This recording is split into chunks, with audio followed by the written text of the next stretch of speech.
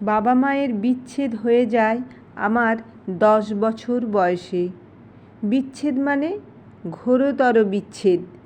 এরপর কেউ কারো মুখ দেখেনি। বাবা আমায় পাঠান হোস্টেলে। তারপর তিনি আরেকটি বিয়ে করে দিব্যি সংসার করছেন, সুখে আছেন। 12 বছর বয়সে আমি যখন বিষয়টা ক্লিয়ার বুঝতে পারি, তারপর আর বাড়িতে খুব একটা যেতাম না। শুধু টাকার প্রয়োজন হলে বাবাকে ফোন করতাম। 16 বছর বয়স থেকে মায়ের জন্য খুব মন খারাপ করতে শুরু করে। রাতে শুতে গেলেই মায়ের কথা, মায়ের মুখটা বারবার চোখের সামনে ভেসে ওঠে। ছেলেবেলায় মায়ের আদরের দিনগুলো মনে পড়ে, চোখে জল আসে। সারা রাত ঘুমাতে পারি না। বাবাকে না জানিয়ে একদিন গোপনে মামা বাড়ি হাজির হই। আমার অবশ্য মামা মাসি কেউ নেই। মা ছিলেন সিঙ্গেল চাইল্ড। এসে দেখি দাদু দিদা ভীষণ অসুস্থ, তাদের দেখার কেউ নেই। ভেবেছিলাম ওখানে গেলে মায়ের খবর পাবো। মা হয়তো মাঝে মাঝে তাদের দেখতে আসেন, নিশ্চিত তাদের কাছে খবর আছে। কিন্তু ব্যর্থ হলাম। মা এখানে আসেন বটে, কিন্তু থাকেন না। কোথায় থাকেন দাদু দিদা কিছুই জানেন না। তবে কৃষ্ণনগরের আশেপাশে কোথাও থাকেন এটা নাকি দিদাকে একবার বলেছিল মা। এবার একটু বাবা মায়ের বিচ্ছেদের কথা বলি। ওনাদের ম্যারেজ, কলেজের প্রেম। এটা আমার রক্ষণশীল ঠাকুমা মেনে নেননি। ঠাকুমা জাতপাত ভীষণ মানেন, ফলে মা নিচু বংশজাত বলে মাকে অত্যন্ত ঘৃণা করেন। আমি তার পেটের মেয়ে বলে আমাকেও ঘৃণা করেন। মা বলতেন ছেলেবেলায় আমাকে নাকি কোনো দিন কোলে পর্যন্ত নেননি ঠাকুরমা, মুখ দেখেননি। মা নিজের অপমান সহ্য করতে পারতেন, কিন্তু আমার অবহেলা তিনি মানতে পারেননি। বাবার অর্থশক্তি এবং গ্রাম্য মাতব্বরদের কাছে পরাস্ত হয়ে মাকে খালি হাতে বিদায় নিতে হয়। মা দাদু দিদার কাছে ফিরে যায়, আমি রয়ে যাই বাবার কাছে। এরপরে বাবা যাকে বিয়ে করে আনেন সেই মা অত্যন্ত উঁচু বংশজাত। ঠাকুমার থেকেও নাকি তিনি বনেদি ফ্যামিলির। ফলে নতুন মা ঠাকুমাকে নিচু নজরেই দেখতে শুরু করেন। আমার মাকে অপমান করে ঠাকুমা যত অনায়াসে বুক ফুলিয়ে ঘুরতে পারতেন, নতুন মাকে সেটা পারতেন না। নতুন মা বরং ঠাকুমাকে মারাত্মক হেনস্থা করতে শুরু করেন। বয়সের ভারে ঠাকুমাও পেরে উঠতেন না। লাস্ট 2 বছরের খবর জানি না, বাড়িতেই যায়নি, যেতে ইচ্ছে করে না। মামা বাড়িতে এসে মায়ের দেখা না পেয়ে হতাশ হলাম। 2 চোখ ভরে জল এলো। ভেবেছিলাম নিশ্চিত পাবো। দাদু দিদার কাছ থেকে বিদায় নিয়ে স্টেশনে পৌঁছে ঠিক করলাম মাকে খুঁজে বের করব। যেখানেই থাক, শুধু খুঁজে বের করব না, মায়ের কাছে থাকবো। বাবার সঙ্গে পাকাপাকি বিচ্ছেদ আমিও করে ফেলবো। এতদিন মায়ের অপমান মুখ বুজে সহ্য করেছি, আর না।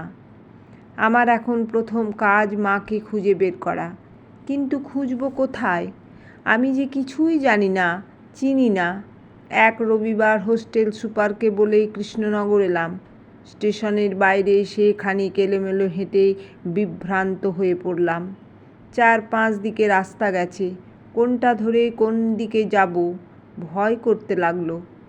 আমার মতো একটা মেয়ে এত বড় শহরে বিপুল জনারণ্য মাকে কি করে খুঁজে বের করবে, নিজেই না হারিয়ে যায়, সে ভয় করতে লাগলো। ফিরে এলাম হোস্টেলে। পরের রবিবার ফিরলাম গ্রামের বাড়িতে। বাবা নিশ্চিত কিছু জানার কথা। একেবারে মুখোমুখি কথা বলবো, জিজ্ঞেস করব। বাড়ি ফিরে দেখি আর এক কাণ্ড। বাড়িতে তালা, কেউ নেই। বাবা, নতুন মা, ঠাকুমা কেউ না। মারাত্মক ভুল হয়ে গেছে। অবশ্যই ফোন করে আসা উচিত ছিল, কিন্তু কিছুতেই ফোন করতে ইচ্ছে করে না। বাবার সঙ্গে কথা বলতে ভালো লাগে না। নতুন মায়ের সঙ্গে দেখা করতেও মন চায় না। বাড়িটাই আমার কাছে দিনকে দিন বিষাক্ত হয়ে উঠছে। ছেলেবেলার চেনা ঘরটা আজ বড্ড অচেনা। যে বিছানায় শুয়ে মায়ের বুকে লুকিয়ে থাকতাম, সেই বিছানা কাঁটা বিছানা মনে হয়। যে আলমারির পিছে লুকিয়ে মায়ের সঙ্গে লুকোচুরি খেলতাম, সে আলমারি দেখলেই চোখে জল আসে। পাশের বাড়ির সুমানা কাকিমা আমায় দেখে দৌড়ে এলো, এক গাল হেসে বলল, সুপ্তদীপা, দুটো খেয়ে যা, তোর বাবা মা কোথায় গেছে আমি জানি, আয়। খবরের আশায় কাকিমার সঙ্গে যেতেই হলো।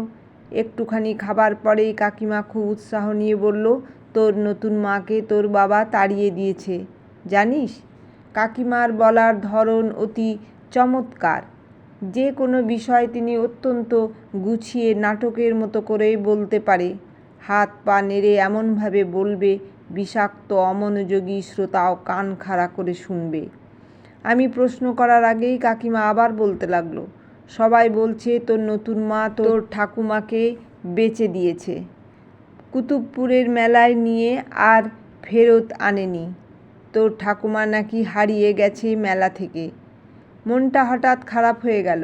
ঠাকুমা আমায় দেখতে পারতেন না জানি, নতুন মাকেও ভালো লাগে না, এদের কাউকেই আমার পছন্দ নয়। তবুও মনটা খারাপ হলো বাবার কথা ভেবে। জীবনে সুখ পেল না মানুষটা। আবার নতুন চিন্তাও মাথায় এলো, ঠাকুমা গেলেন কোথায়?